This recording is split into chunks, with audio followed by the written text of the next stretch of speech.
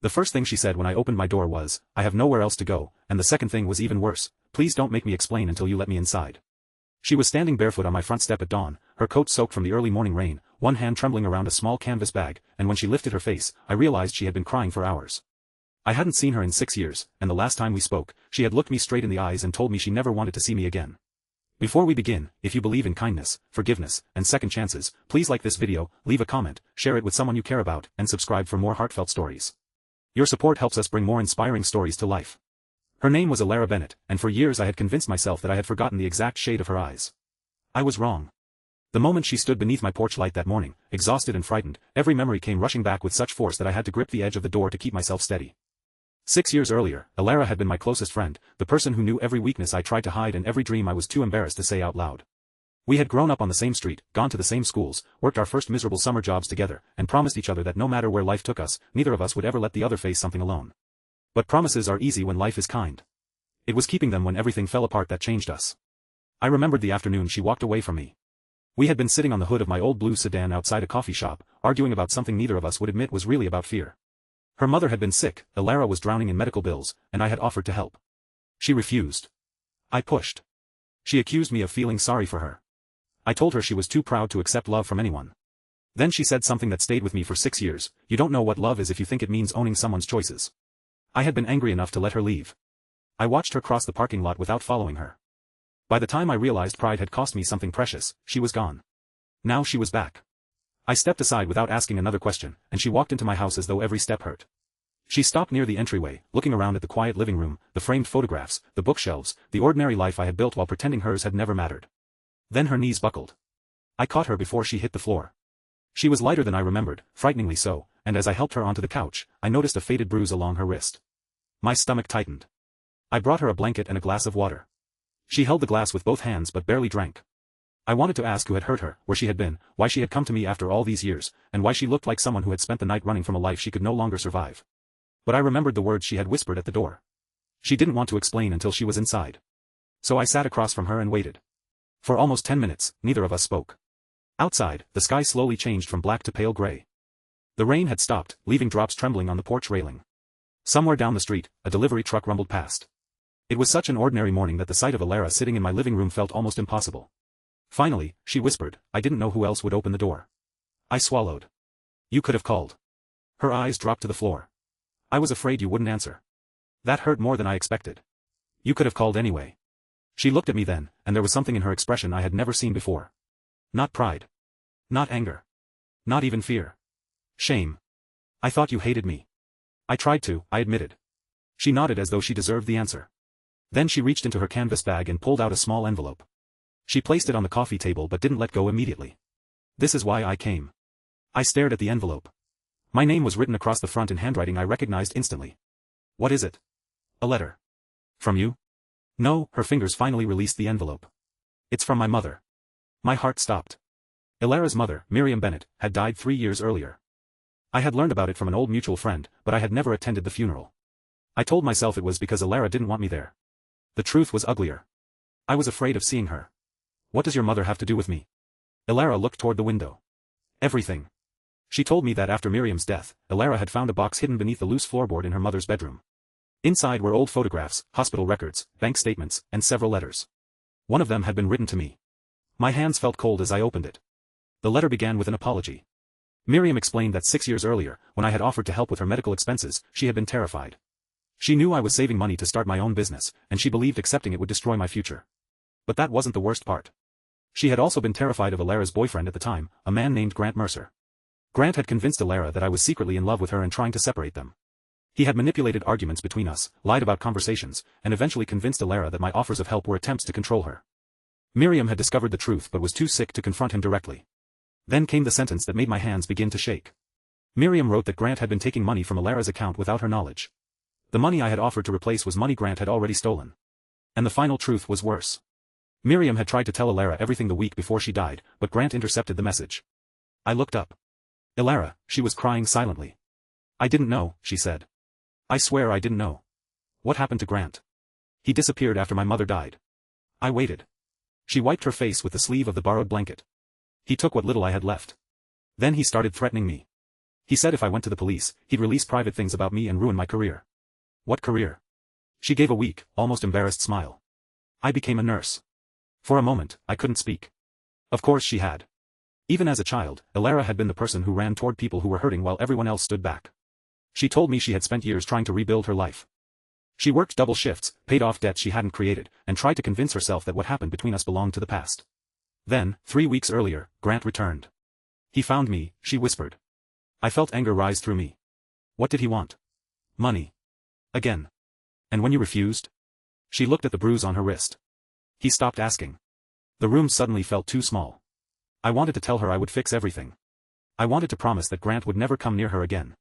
But I knew promises could become another form of cruelty if they were made without thought. So I asked the only question that mattered. Did you report him? She nodded. Yesterday. And?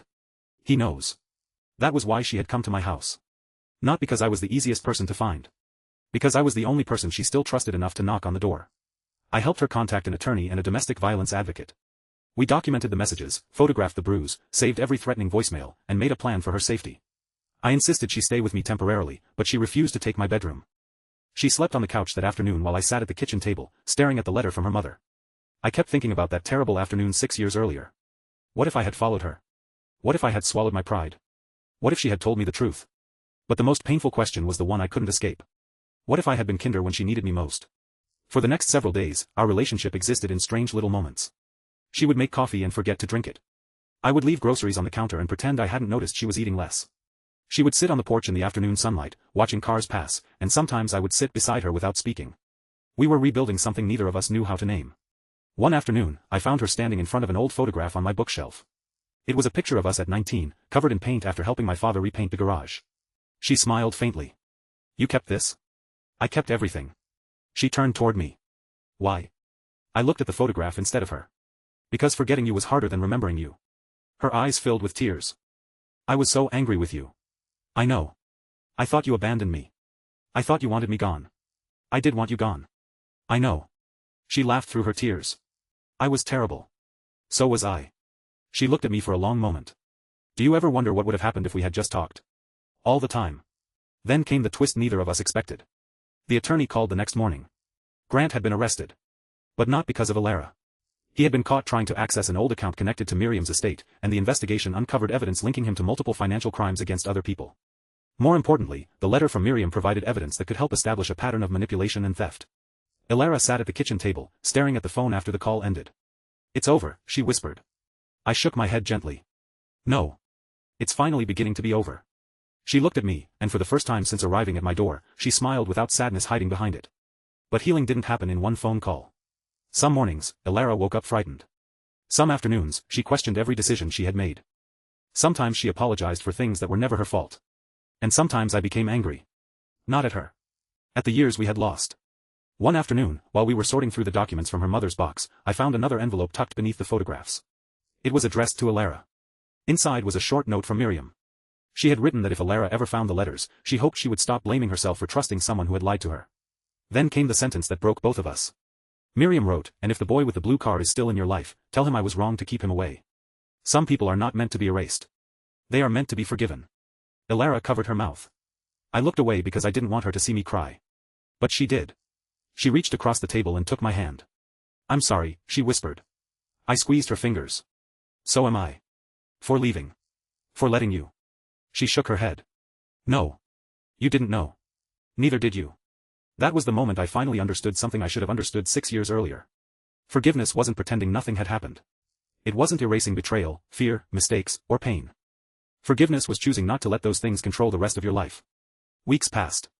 Elara found a small apartment of her own. She returned to work. She began laughing again.